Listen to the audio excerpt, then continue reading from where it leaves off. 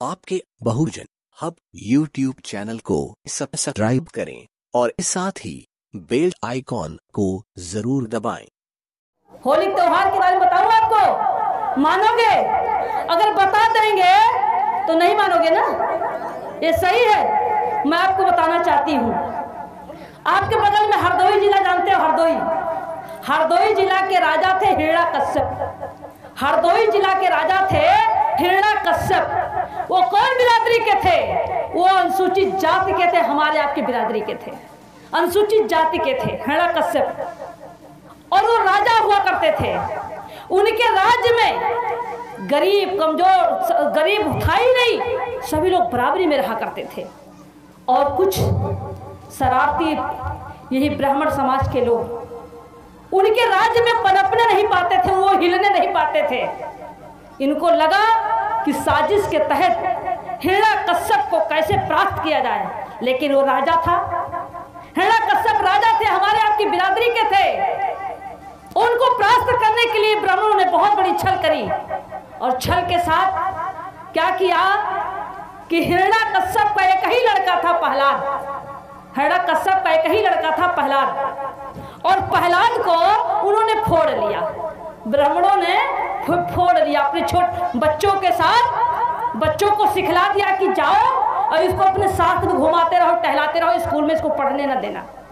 और इसके बाद उसको पुड़िया पुकार खिलाना शुरू कर दिया, फिर उसको शराब पिलाना शुरू कर दिया। वो लोग पंडित लोग अपने लड़कों के साथ में उसको शराब पिलाना सिखला दिया। और जब वो शराब पीने लगा तो इतना शराब पीने लगा, इतना शराब पीने लगा कि उनके माँ बाप परेशान हो गए, तंग हो गए। हिरण्यकश्यप एक ही लड़का था प्रहलाद, और इतना तनहा हो गया कि हिरण्यकश्यप उनके माँ बाप दोनों परेशान हो गए। और परेशान होकर के कहे कि क्या किया जाए। तब उन्होंने एक सोचा, और ये पंडित लोग लड़के चढ़ाते थे, जाओ उनकी बिटिया को छोड़ दो, उनकी बिटिया को छेड़ दो, उनकी इज्जत लूट लो, उनके ऊपर हमला करो।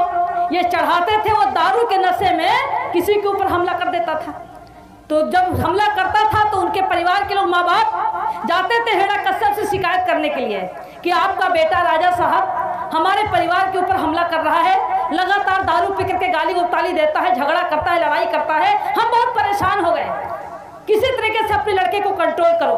तब राजा साहब ने, तब हिरण्यकश्यप ने तय किया, बहुत समझाने की कोशिश की, और जब उनकी बात को नहीं माना, हिरण्यकश्यप की बात को जब नहीं माना उनका बेटा, तो हिरण्यकश्यप गुस्सा होकर के कहा कि मैं राजा हूं और मेरी बात को अगर ये बेटा नहीं मान रहा है, तो उन्होंने अपने राज्य से उसको बाहर कर दिया और अनाउंस करा दिया कि अब इस लड़के से हमारा कोई लेना देना नहीं है। अब इस बात को लड़का बाहर रहने लगा। जब छोड़ दिए तो ये ब्राह्मण लोग फिर उसको और पिलाना खिलाना शुरू कर दिया, तो फ्री हो गया और खूब पिलाना खिलाना शुरू कर दिया। और जब खूब पिला खिला करके उसको और ज्यादा पागल कर दिए, तो वो बाहर ही रहता था। और उसी समय हिरण्यकश्यप की बहन होलिका नाम था, होलिका, हिरण्यकश्यप की बहन का नाम था होलिका। होलिका की शादी होने वाली, शादी तय हो गई। होलिका की शादी, हिरण्यकश्यप ने अपनी बहन की शादी तय कर दिया। शादी का दिन रखा गया। ये हुआ कि कल बारात आएगी, तो बारात आने के पहले होलिका ने अपने भाभी से कहा, हिरण्यकश्यप की पत्नी को, कि भाभी हमारे एक भतीजा है और छोटे से हम उसको बहुत प्यार करते थे, और कल हमारी शादी होगी भाभी, हम चले जाएंगे और दुनिया के लोग हमारी शादी में खाएंगे, दुनिया का पकवान बन रहा है, लोग खाएंगे, हमारा भतीजा बिना खाए रहेगा। तो भाभी ऐसा करो कि खाना बना करके और बांध दो भैया के चुप्पे, हम जाइब अपने भतीजे प्रहलाद को खाना जहाँ होगा वहाँ पूछ करके दे आएंगे। तो माँ का भी ममता, और बुआ वास्तव में प्यार करती है भतीजे को, प्यार होता ही है, तो माँ की ममता, माँ ने कहा सही है ले जाओ। माँ ने खाना बनाया और हिरण्यकश्यप की पत्नी ने खाना बना करके और होलिका को दिया, और होलिका बड़ी प्यार से गई भैया के हिरण्यकश्यप की चोरी से गई और खाना देने के लिए। जब खाना देने के लिए गई तो वहाँ पूछने लगी, क्या किसी कोई मिलता था, पूछती थी कि क्या प्रहलाद को कहीं देखा है, कहीं प्रहलाद को देखा है। तो वही ब्राह्मण फिर आगे मिल गए। उन्होंने कहा हाँ हाँ देखा है, वो गांव में है, वो वहाँ आगे चले जाओ, ये रोड रास्ता वो गांव में पड़ा हुआ, दारू पी करके पड़ा हुआ। तो उनकी बहन होलिका वो भाई के पास फिर जाती है, और जब वहाँ जाती है तो पता चला कि वहाँ नहीं है। तो फिर वहाँ ब्राह्मण लोग कहते हैं यहाँ नहीं, वो खेते में पड़ा है, वो खेते में पड़ा है। तो वो खेते में चले जाते हैं। जब होलिका वहाँ जाती है तो वहाँ घेर करके ब्राह्मणों ने उनकी इज्जत लूट लिया, उनकी इज्जत लूट लिया। जब इज्जत लूट लिया उनकी और वो खून से लथपथ थी, तो इन लोगों ने फिर सोचा कि इज्जत भी लूटा, खून से लथपथ है। ऐसी स्थिति में जब राजा को पता चलेगा तो राजा तो हमको मरवा देगा। तो उसने कहा कि रात भर उसके साथ इज्जत के साथ खिलवाड़ हुआ, और सुबह भोर में 4 बजे खेत, गांव के किनारे खेत में उसको लकड़ी कंडा ला करके उसको फूंक दिया, होलिका को फूंक दिया। होलिका जल के राख हो गई, मर गई। होलिका जल के राख हो गई। और सुबह जब हुआ तो होलिका की बारात आनी थी, और होलिका घर में है नहीं। हिरण्यकश्यप राजा की पत्नी भी परेशान हुई, कहें कि अरे रात के गई थी खाना देने, काफी देर पहले दिल्ली में गई थी, रात भर बीत गया, अभी तक नहीं आई, बारात आने वाली है। हिरण्यकश्यप जाके हिरण्यकश्यप से बताती है अपने पति को कि होलिका गई थी खाना देने अपने भतीजे को प्रहलाद को, पता नहीं कहाँ रह गई। तो वो कहते हैं कहाँ है, उन्हें कहा कुछ पता नहीं चल रहा है। तब राजा साहब ने अपने खुफिया एजेंसी को भेजा, और खुफिया एजेंसी को भेजा पता करने के लिए। तो बहुत ढूंढे, नहीं पाए, वो तो जल के राख हो गई। तो जो शरारती लोग थे, कुछ लोग जो गांव के लोग थे, जो देखा था चुप्पे चुप्पे से खेल जो प्रहलाद के साथ होता था, तो राजा के खुफिया से उन लोगों ने बताया, और जब बताया तो उन लोगों को पकड़ा गया। उन लोगों को पकड़ लिए जिन लोगों ने मारा था होलिका को, इज्जत को लूटा था, मारा था, उन लोगों को पकड़ लिया। और पकड़ने के बाद उसने पूछा कैसे घटना क्या हुई।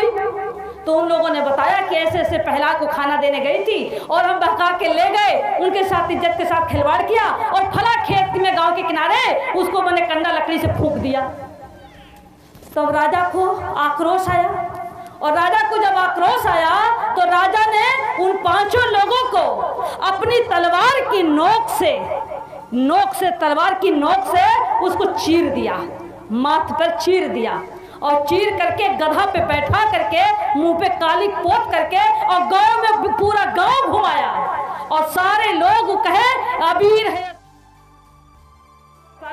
अबीर मतलब इसमें वीरता नहीं, एक कायर है, ये धोखा से हमारी बहन बेटी को मार डाला, इसने इज्जत को लूट लिया, इसको धोखे से मार दिया। तब से अबीर लोग लगाते माथे में ना, अबीर के मतलब क्या, अबीर मतलब ये में वीरता नहीं है, ये धोखे से, पीछे से धोखा किया, धोखे से मार दिया, तब से लोग उसको अबीर लगाते हैं, तब उसका नाम पड़ा अबीर। और तभी से लोगों ने कीचड़ से, मिट्टी से, जिधर वो जाता था लड़के खूब मरते थे, कीचड़ फेंकते थे। इसके बाद इधर हिरण्यकश्यप की पत्नी और उनकी माँ, उनकी बहन, गांव के पड़ोसी, सुबह भोर जब पता चलता है तो महिलाएं सब जाती हैं धूर का बुतावे करती, होलिका माता बहनी हमार होली खेलन आई हो। महिलाएं गाती है ना, बुझाती है पानी लेकर के, और गाती है कि होली माता बहनी हमार, हम होली खेलन आए हो। नहीं, वो गाती नहीं, वो रोती हैं, वो राखी को टोती हैं, ढूंढती हैं कि कहाँ इसमें हड्डी बची है कि नहीं, और कह करके रोती, होली बहनी तू कहाँ चली आई, कहाँ आएगी, धोखे से तुमको मार दिए। और मरने के बाद समाज के लोग भी इकट्ठा होते हैं, और इकट्ठा होकर के कहते हैं कि हमारे समाज के साथ इतना अत्याचार, तुम समाज को इकट्ठा करके और समाज को सही रास्ते पर, वो कहते हैं ये अत्याचार करने वाले हैं, इसका हमें विरोध करना है। और उन्होंने विरोध करने के लिए समाज के लोग इकट्ठा, हर मोहल्ले में, हर गांव में इकट्ठा होकर के उसका विरोध करते हैं। और विरोध करने के बाद इन ब्राह्मणवादी व्यवस्था के लोगों ने होली का त्योहार बना दिया, और त्योहार बना करके हमारे लोग बड़े शौक से होली खेलते हैं, हमारे लोग गुजिया खाते, हमारी माँ बहन की हत्या हो, हमारी माँ बहन की इज्जत लूटी गई हो, हमारे बहन के साथ शोषण हुआ हो, और इधर लोग खुशी में गुजिया रंग खेलते, त्योहार मनाते हैं। तुम्हारी हार, त्योहार के मतलब तुम्हारी हार, ये त्योहार हमारे लिए नहीं है। इसलिए भाइयों बहनों, हमको ये होली का त्योहार नहीं मनाना चाहिए, लेकिन हमारे लोग मानेंगे नहीं, हम कितना भी प्रयास करेंगे हमारी बात को मानेंगे नहीं। मैं आप लोगों से इसलिए कहती हूँ अपना इतिहास जानो, अपना इतिहास पढ़ो। इतिहास तो बहुत है, जितने त्योहार बनाए गए हैं ये त्योहार हमारे महापुरुषों की हत्या हुई है। हमारे जिन लोगों ने संघर्ष किया, संत गुरु रविदास की हत्या हुई है कि नहीं हत्या हुई है? संत गुरु रविदास की हत्या हुई है ना, लोगों को पता ही नहीं है। आप उनके खानदान के हो, उनके परिवार के हो, बिरादरी के हो, नाज है, नहीं जानते हो। संत गुरु रविदास की करते हो। संत गुरु रविदास अपने समाज को जगाने का काम कर रहे थे और उस समय धोखे से सत्संग हुआ। उस सत्संग में संत गुरु रविदास जीत गए। जीत करके वापस लौट के आ रहे थे, रास्ते में भोर में इन्हीं व्यवस्था, ब्राह्मणवादी व्यवस्था के लोगों ने संत गुरु रविदास की हत्या कर दिया और हत्या करके गांव के किनारे फेंक दिया। और फेंकने के बाद जब पता चला, गांव की सुबह हुआ, पता चला तो हुआ कि रविदास गुरु की हत्या हो गई। किसने किया? तो फला लोगों ने किया। उनका भी अपमानित हुआ और इसके बाद वही लोगों ने त्योहार बना दिया। कौन त्योहार? ढिठवन के त्योहार। इस्सर आवे दलिदर जाए, इस्सर आवे दलिदर जाए। जो भोर में हमारी माँ बहनें गन्ना से और लहड़ा के डंडा से जो रोज सवेरे सूप बजाती है ना भोर में, वो उसी समय हुआ था। लोग दशहरा मनाते हैं। दशहरा 10 को हराया और 10 राजाओं को हराया, 10 लोगों को मार डाले थे और 10 को मार करके राजा बन गया। उसको लोग दशहरा मनाते हैं। क्या पिता बुजुर्गों, भाइयों, आपने इतिहास को जानो, अपने अधिकार की लड़ाई लड़ो। हमारे महापुरुष बाबा साहब हैं। बाबा साहब डॉक्टर भीमराव अंबेडकर जी न होते तो कोरी चमार पासी सांसद विधायक होते? कहीं मिलते? नहीं मिलते। ये कोरी चमार पासी खटीक धोबी अहिर सोनार लोहार कहार निषाद कांदू कलवार जो नौकरी कर रहे हैं, जो मुसलमान जो नौकरी कर रहे हैं, किसके बदौलत कर रहे हैं? ये किसके बदौलत कर रहे हैं? ये हमारे आपके बदौलत नहीं है, बाबा साहब डॉक्टर भीमराव अंबेडकर जी के बदौलत कर रहे हैं। आज कोरी चमार पासी खट्टी को मुसलमान से लड़ाया।